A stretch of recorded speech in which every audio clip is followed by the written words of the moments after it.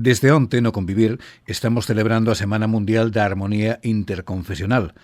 Lembrarán que onte falamos cunha monxa budista e hoxe imos falar do Islam, a relixión da comunidade musulmá, comunidade que estivo varios séculos en España e que, lóxicamente, deixou pegada.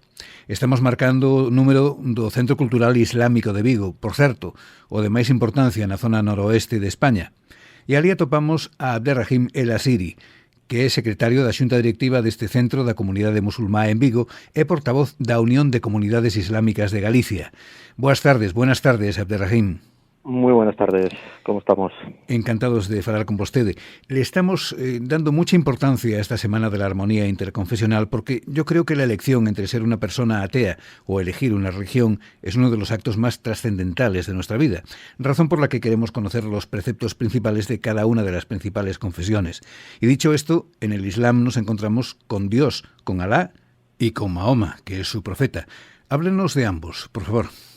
Como es bien conocido, el Islam se basa y se construye sobre 5 pilares. El pilar más importante, el primero, que es la creencia en Dios único, Allah en este caso. La palabra Allah, quiero parar un segundo para explicarle a mucha gente que piensa que Allah significa el Dios de los musulmanes. Es algo especialmente relacionado con los musulmanes. Y no, la palabra Allah es traducida en castellano. Pues Dios, se lo traduces al inglés, es good.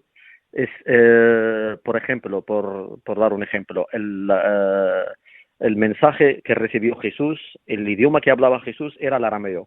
Y la palabra Dios en el arameo no era Dios porque no hablaba castellano, claro, hablaba arameo, era Alá.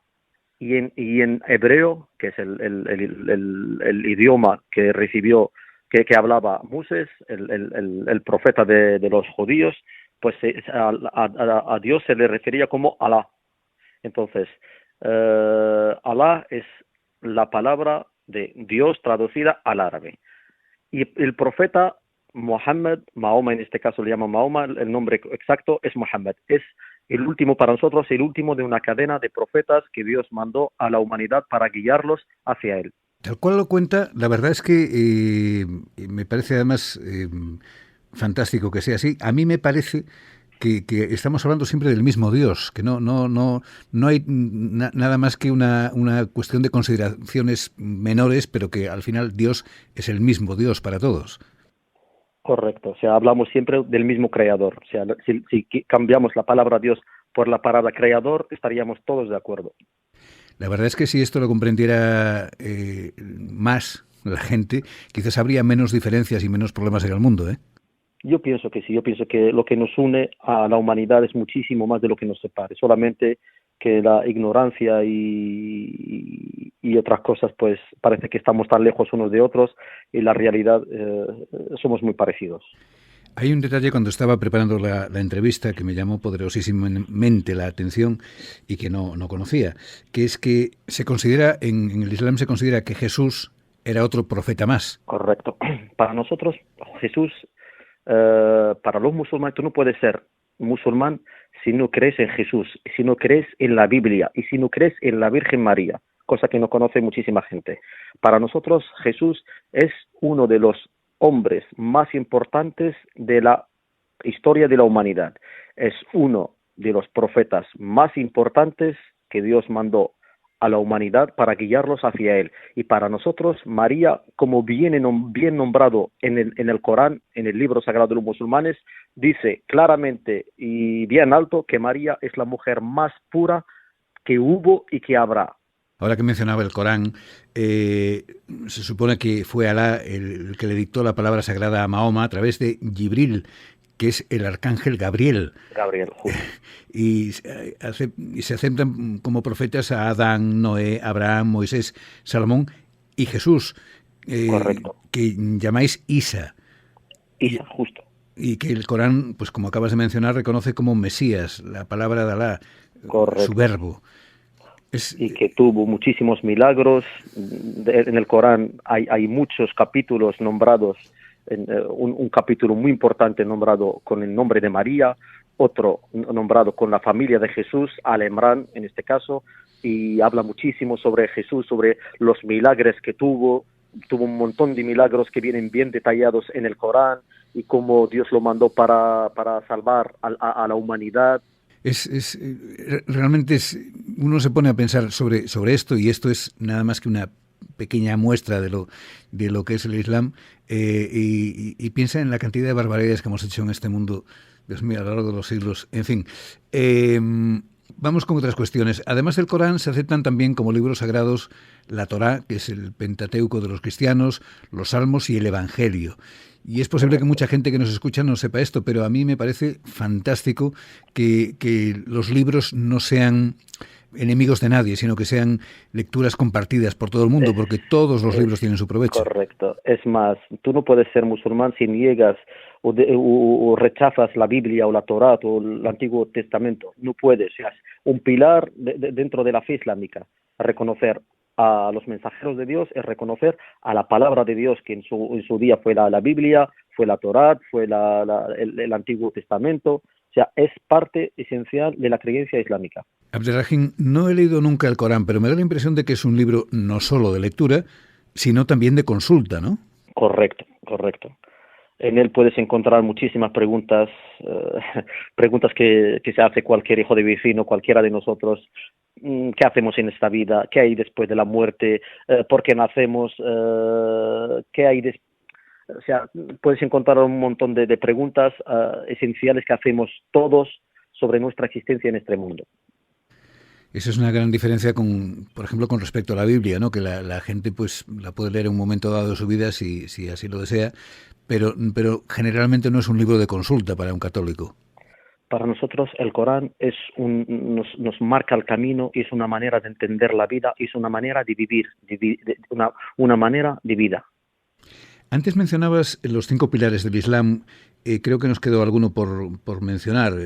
Yo tengo apuntado aquí el testimonio, la oración, que también le llamáis salat. Correcto, es la segunda, sí. El azaque, el ayuno y la peregrinación. Correcto. El ayuno, por ejemplo, ¿qué sentido tiene? El ayuno, vamos a ver, el ayuno mucha gente piensa que es como un castigo al cuerpo, que dejas de beber y de comer como una forma de castigar el cuerpo, y la realidad es totalmente distinta. El Ramadán, que es el mes de ayuno, para el musulmán, para nosotros, significa como una escuela de paciencia, una escuela que te enseña a autocontrolarte.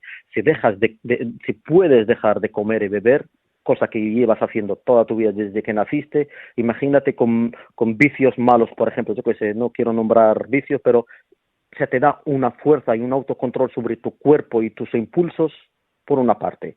Por otra parte, te enseña a sentir lo que sienten los pobres, vives el hambre en tu propio cuerpo, y así puedes ayudar sabiendo lo que sufre la otra parte. Y sobre todo, lo más difícil del ayuno y no es controlar lo que entra en la boca, sino más bien lo que sale de ella. Tienes que controlar la ira, tienes que controlar el enfado, escoger las palabras, en fin, sumando y restando. El Ramadán, como yo lo entiendo, como yo pienso que la religión nos los enseña, es hacer de nosotros mejores seres humanos. Uh-huh. Y la peregrinación también es obligatoria, ¿no? Una vez en la vida, para quien tenga medios y salud, o sea, condición física y económica. Hay muchas personas que piensan que la yihad es el 6º pilar del Islam. ¿Qué es la yihad? La yihad, la palabra yihad traducida en árabe significa esfuerzo. Yo hago yihad todos los días esforzándome para trabajar, para alimentar a mis hijos. Hago la yihad trabajando para levantar el país donde estoy. Hago la yihad pues intentando estudiar y aprender más y ser mejor persona. La palabra yihad es una de las palabras más mal interpretadas y más manipuladas que hay en el árabe, me parece. Tiene una connotación negativa, ¿verdad? Correcto. Mucha gente la relaciona con la matanza, con el terror, con el terrorismo, y es una palabra muy noble. Enseguida hablaremos de ese tema. Y otra pregunta, ¿existe el pecado en el Islam? Claro, el pecado es ir en contra de las enseñanzas de Dios. O sea, las órdenes, cuando saltas una orden, pues estás pecando. Y el arrepentimiento es la cura del pecado. Y no hay ninguna persona que te absuelva, sino que eres tú mismo con tu arrepentimiento. Es una relación directa con Dios. No necesitas de ninguna persona ni un intermediario entre eso en todo momento, entre un musulmán, entre un creyente y un Dios, no necesita absolutamente nunca jamás de un intermediario. Te comunicas directamente con Dios. Nosotros rezamos 5 veces al día, donde pues le pedimos a Dios perdón por los pecados, le pedimos ayuda, le pedimos auxilio. O sea, es una relación directa en todo momento del día. Hablemos de una de las grandes preocupaciones de la humanidad, el final, la muerte, el juicio final. Para ustedes existe un cielo para los justos y un infierno para los injustos. ¿Cómo es ese cielo y cómo es ese infierno? Pues yo lo que entiendo, o sea, como una parte lógica, es que tiene que ver, para que sea todo justo, tiene que ver un cielo y un infierno, donde los buenos pues recibirán por lo bien que se han comportado y los malos, los asesinos, los terroristas, los maltratadores, los que mataron a tanta gente inocente y provocaron tantas guerras, pues tienen que pagar por lo suyo. Para nosotros esta vida es un examen y con la muerte pues se termina el tiempo del examen y entregas la hoja. Y el día del juicio es el día de la corrección, donde cada uno reciba la nota que le corresponde. Y si baja del 5, pues al infierno, ¿no? Pues esperemos que Dios es misericordioso, esperemos que estemos todos por encima del 5. Sí, ya en ese momento Dios sería... Espero que aprobemos todos. Sería como el tribunal de apelación final. Dios es grande y es misericordioso. Yo creo que Dios quiere que todos entremos al cielo, eso creo. ¿Qué relación tiene el islamismo con la mujer? ¿Cabe la mujer del siglo XXI en el Islam? Claro que sí. Para nosotros el Islam le dio tantos derechos y tanto valor a la mujer que aquí en Occidente se confunde muchísimo, piensa que la mujer está maltratada, es sumisa en esta religión, la somete a la voluntad del hombre y para nada. Yo te puedo contar de experiencias personales. Mucha gente piensa que los hombres son los que someten a la mujer a llevar o la obligan a llevar el hijab, y te puedo hablar de mi caso, experiencia propia. Por ejemplo, nosotros somos 5 hermanos, 4 varones y una chica. Mi hermana, en aquellas estábamos, yo soy originario de Marruecos, mi hermana no llevaba hijab, iba a la universidad y nadie la obligó a llevar hijab. ¿Sabes cuánto llevó el hijab? Cuando vino a estudiar aquí a Madrid, a la Universidad de Juan Carlos en Madrid, cuando sacó el doctorado, decidió ella por sí misma, porque estaba en aquella sola, a llevar el hijab. Entonces, yo soy de una familia bastante conservadora. Después, yo estoy casado, mi mujer la conocí en Madrid, la hermana son 3 hermanas, la hermana mayor y la hermana pequeña no llevaba hijab, pero mi mujer en aquellas llevaba hijab. El padre que va a obligar a una hija, pues si obligaba a todas o no obligaba a ninguna. Entonces el hijab, que es el símbolo del machismo para mucha gente que cree que está obligada, es una convicción personal y es un acatamiento personal de la mujer con Dios, y no entra el hombre para nada en esto. Hablemos, para finalizar, de una de las cuestiones que más ha estigmatizado al Islam, que es la violencia extremista. Mucha gente relaciona la religión islámica con los actos de terror que han golpeado al mundo, como el 11S o a España en el 11M. Me gustaría escuchar una valoración final a este respecto, señor El-Aziri. Vamos a ver, para mí eso es uno de los conceptos más equivocados, más graves, el error más grave es relacionar el Islam con el terrorismo. Cuando en la palabra de Dios, en el Corán, que es la fuente más sagrada, la fuente principal de nuestras creencias y de nuestras actuaciones, nosotros actuamos según viene la religión. En el libro de Dios en ningún momento te dice mata en mi nombre, como dice mucha gente, Allahu Akbar, y matan. O sea, nombrando a Dios grande y matan en su nombre. Para empezar, no hay ningún Dios que manda matar a su nombre, y menos el Islam. En el Islam te prohíbe, escucha lo que te voy a decir bien, te prohíbe, no tienes el derecho a quitarte tu propia vida. Eso viene bien reflejado en el Islam.